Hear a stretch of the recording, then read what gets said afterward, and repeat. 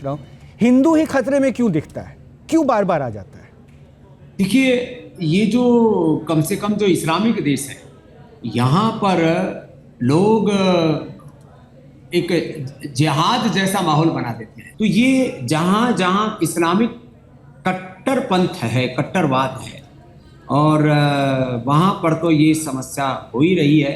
Europe में भी हमने देखा, हमने पिछले दिनों ब्रिटेन में देखा, अलग अलग जगह पर जो घटनाएं हैं, यहाँ तक कि कुछ घटनाएं चाइना के अंदर तो दबा दिया जाता है चीज़ों को, वहाँ पर भी हुई।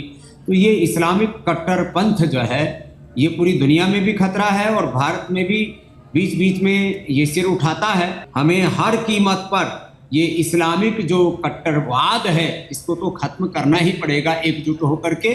और इसमें कम से कम पूरी दुनिया में ये जो इस्लामिक उग्रवाद है, इस्लामिक जो कट्टरपंथ है, चरमपंथ है, ये खत्म हो या ना हो, लेकिन अपने देश में इसको कतई सिर नहीं उठाने देना, ये प्रतिबद्धता 140 करोड़ हम भारतीयों की होनी ही चाहिए मेरे भाई रोहित।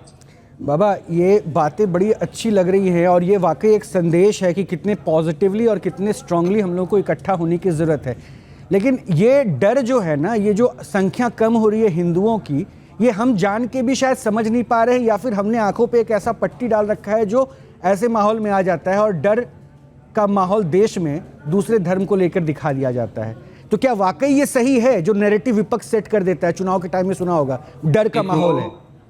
हिंदुस्तान में जितने मुसलमान सुरक्षित हैं, उतने सुरक्षित ये शरीयत वाले किसी देश में भी सुरक्षित नहीं है जहाँ शरीयत का कानून लागू। तो ये अब इस चीज को झुठला करके और एक झूठा डर, भय, खौफ और एक झूठा नैरेटिव कि यहाँ पर जो है वो मुसलमान खतरे में हैं, यहाँ पर भी कुरान खतरे में है, इस्लाम खतरे में है, और ये झूठी बातें अब आगे चलने वाली नहीं।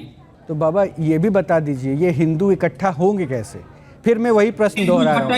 इसलिए इसी नाम पर होंगे कि हम एक ईश्वर की संतान है, एक पूर्वजों की संतान है, एक धरती माता, एक भारत माता की संतान, जिसको हम अंग्रेजी में कहते हैं वननेस, कोएग्जिस्टेंस, हार्मनी और यूनिटी के गीत हमारे वेदों में, हमारे शास्त्रों में गाए हैं। हम किसी भी कीमत पर हम अपनी स्वाधीनता को और एकता को नहीं मिटने देंगे। ये प्रतिबद्धता प्रत्येक भारतीय में होनी चाहिए। मैं प्रथम भारतीय हूँ, उसके बाद सन्यासी, उसके बाद हिंदू, मुसलमान, सिख, ईसाई हूँ। ये बात हमारे दिल दिमाग में पूरी बैठ जानी चाहिए। ऐसे हमें अपने मानस का चित्त चेतना का निर्माण करना होगा प्लीज। बाबा, ये महसूस किया है एक हिंदू होने के नाते मैंने भी कि इनसिक्योरिटी की वो जो कहते हैं ना भाव, इनसिक्योरिटी का भाव, वो हमारे अंदर नहीं आता। लेकिन हिंदुओं की आबादी अगर कम होती गई या फिर हिंदुओं को फिर से बांग्लादेश में निशाना बनाया गया, तो ये तो इनसिक्योरिटी दिख रही है ना दूसरे संप्रदाय में। ऐसा क्यों हो जाता है? क्यों हिंदुओं से इतनी इनसिक्योरिटी? जब तक पटाखा बम अपने सिर पर नहीं फटता ना, तब तक हमको ये संकट, चुनौती नजर नहीं आती।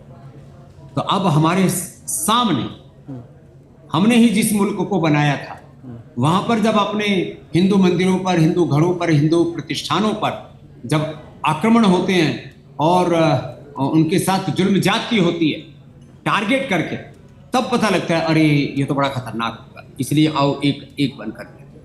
बाबा रामदेव, बहुत बहुत शुक्रिया हमसे जुड़ने के लिए। और देश में इस वक्त की स्थिति, जो कम से कम हिंदुओं की तनाव की पूर्ण, जो उनके खिलाफ जो हमले की खबरें आ रही है, उनके खिलाफ ये सख्त संदेश देने के लिए कि इकट्ठा रहो, देश के लिए आगे बढ़ते जाओ, ये संदेश बहुत ज़रूरी था। और ऐसे में ये स्थिति भी साफ कर दी बाबा रामदेव ने कि सरकार भी अपनी तरफ से हर सक्षम कदम उठा रही है और तमाम अपडेट हम लगातार पहुँचाते रहेंगे।